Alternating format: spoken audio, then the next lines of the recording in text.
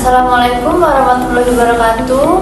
Kami dari kelompok 8 ingin menampilkan video roleplay tentang edukasi KB. Sebelumnya, izin memperkenalkan diri, nama Zahra Abel Kolbi. Saya Sani Asti Suparno. Saya Winina Faizah Ramadhani. Saya Amalia Rina Saya Agustin. Saya Zikona Aida Japa. Saya Susyini Fadila. Saya Dewi Ayotani. Saya Tavia Kinasi Jayanti. Saya Nikolai Nubira. Saya Niswina Syutan Hadira. Selamat menyaksikan.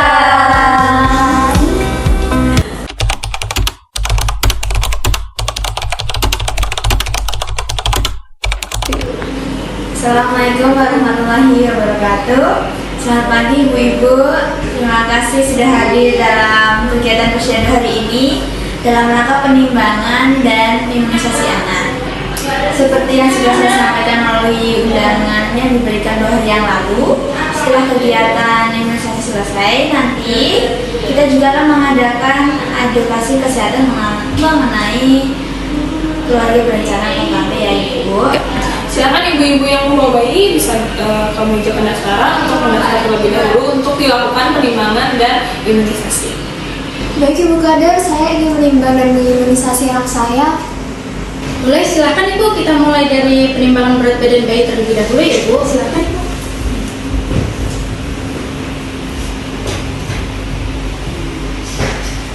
Untuk beratnya ada di 5 kg ya Ibu untuk bayinya.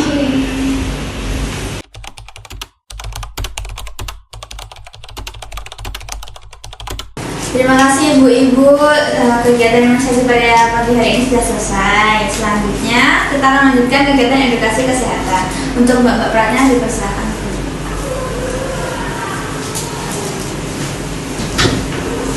Assalamualaikum Ibu-Ibu. Seperti yang sudah kita sampaikan sebelumnya, setelah kegiatan imunisasi selesai, kita memang akan melanjutkan dengan edukasi kesehatan mengenai keluarga berencana atau KB. Kegiatan ini juga sebelumnya sudah kami sampaikan melalui undangan dari Kadar Posyandu, sehingga ibu-ibu bisa hadir mengikuti kegiatan hari ini. Jadi sesuai dengan kontrak waktu yang sudah kita sepakati sebelumnya, pada hari ini saya perawat amal akan memberikan edukasi mengenai KB selama kurang lebih 10-15 menit. Sebelum kita mulai, apakah ibu-ibu bersedia mengikuti kegiatan edukasi ini sampai selesai? Iya.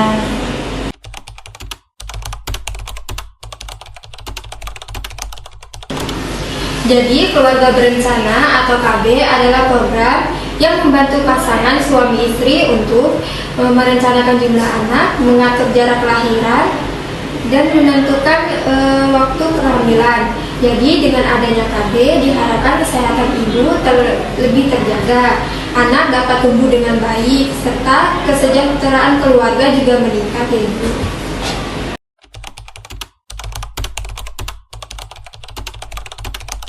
Beberapa manfaat KB antara lain yaitu yang pertama menjaga kesehatan ibu dan anak, yang kedua mengatur jarak kelahiran, ketiga mencegah kehamilan yang tidak direncanakan, dan juga yang terakhir membantu keluarga untuk merencanakan masa depan yang lebih baik.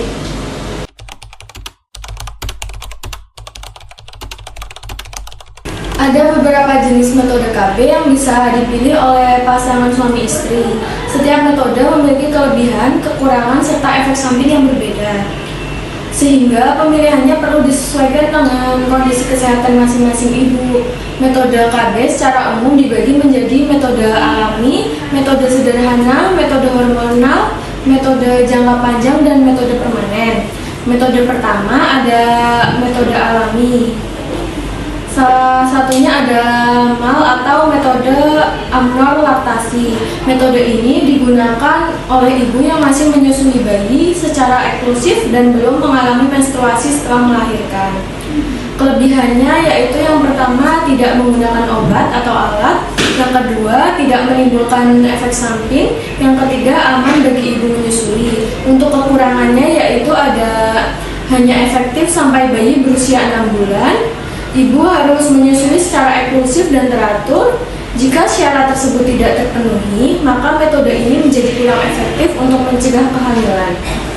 Lalu metode berikutnya ada metode sederhana lain, contohnya ada kondom dan metode kalender. Nah, kondom digunakan oleh pria saat berhubungan suami istri. Kelebihannya ada mudah digunakan, tidak mempengaruhi hormon, dapat membantu melindungi dari penyakit menular seksual. Adapun kekurangannya yaitu harus digunakan setiap kali berhubungan. Jika digunakan dengan tidak benar, efektivitasnya bisa berkurang. Efek sampingnya bisa sangat minimal, tetapi pada sebagian orang bisa terjadi alergi terhadap bahan lateks.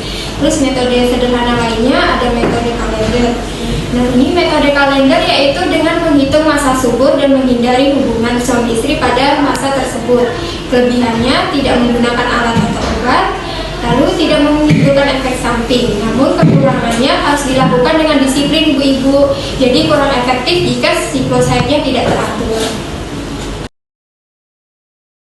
Untuk metode selanjutnya yaitu metode hormonal ya ibu-ibu, yaitu metode KB yang menggunakan hormon untuk mencegah kehamilan. Nah, contohnya seperti pil KB, suntik KB, implan atau susu KB.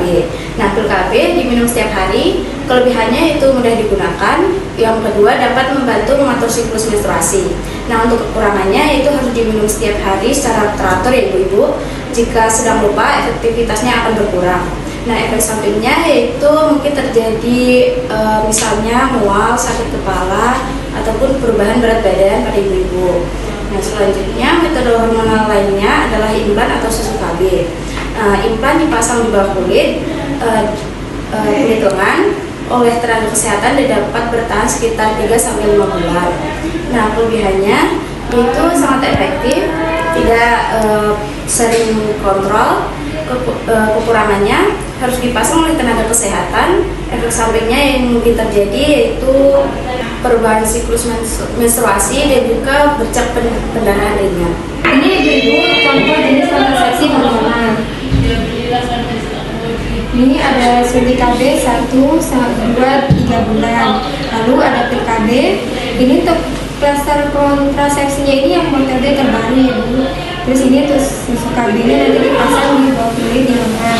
Nanti dipasangnya di lengan yang kurang dominan, di atas kurang dipakai untuk beraktivitas. Lalu ada vaginal ring. Ini seperti cincin, nanti dimasukin ke alat kelamin ibu. Selain itu ada juga metode jangka panjang.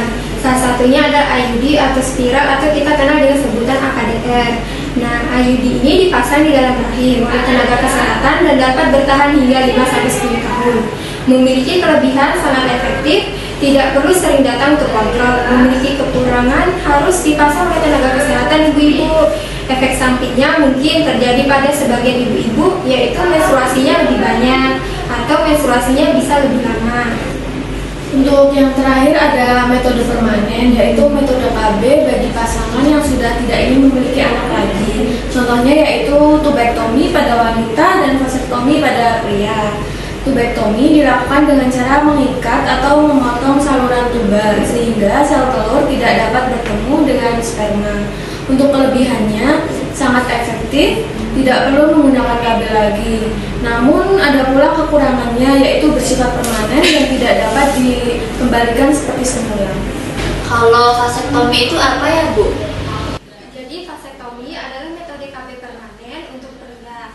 Nah, dilakukan dengan cara memotong atau menutup saluran sperma sehingga sperma tidak dapat keluar saat ejakulasi. Nah, metode ini biasanya dipilih oleh pasangan yang sudah memiliki minimal 3 anak, tidak berencana menambah anak lagi. Nah, karena yang hadir hari ini adalah sebagian besar ibu-ibu, informasi mengenai vasektomi ini bisa disampaikan kepada suami di rumah ya Ibu, agar dapat didiskusikan. Oh, berarti suami bisa ikut KB ya Bu? Betul Ibu, KB adalah tanggung jawab bersama antara suami dan istri ya Ibu. Bu, kalau saya masih menyusui, KB apa yang cocok ya Bu? Untuk ibu yang menyusui bisa menggunakan KB suntik, pil khusus menyusui, implan, dan IUD. Untuk pemilihannya tentu disesuaikan dengan kondisi kesehatan ibu. Baik, bagi ibu-ibu yang ingin mengetahui lebih lanjut atau ingin memilih metode KB yang cocok, kita bisa melakukan konsultasi singkat setelah kegiatan ini ya. Apakah ibu-ibu bersedia jika kita membuat kontrak waktu sekitar 10 menit untuk konsultasi dan pendaftaran KB? Bagi ibu yang sudah menentukan pilihan KB, kita bisa membuat jadwal pemasangan KB di puskesmas minggu depan ya Ibu. Saya ingin mendaftar KB suntik, Bu. Kalau saya tertarik dengan KB Ivan, Bu. Baik ibu-ibu, nanti saya catat nama dan jadwalnya agar ibu bisa datang di puskesmas sesuai jadwal. Terima kasih Bu Ibu atas partisipasinya dalam kegiatan posyandu hari ini. Semoga edukasi ini dapat menambah pengetahuan ibu-ibu tentang pentingnya keluarga berencana. Ingat ibu-ibu, KB adalah investasi kesehatan jangka panjang bagi keluarga. Silakan berkonsultasi dengan tenaga kesehatan untuk memilih metode KB yang sesuai. Baik, terima kasih kepada Mbak Perawat telah memberikan edukasi kepada kami tentang KB. Terima kasih kepada para perawat atas penjelasannya. Wah, sekarang saya lebih paham tentang KB jadinya, Ibu. Baik ibu-ibu, mari kita tutup kegiatan hari ini. Wassalamualaikum warahmatullahi wabarakatuh. Waalaikumsalam warahmatullahi wabarakatuh. Sekian video roleplay dari kami. Wassalamualaikum warahmatullahi wabarakatuh.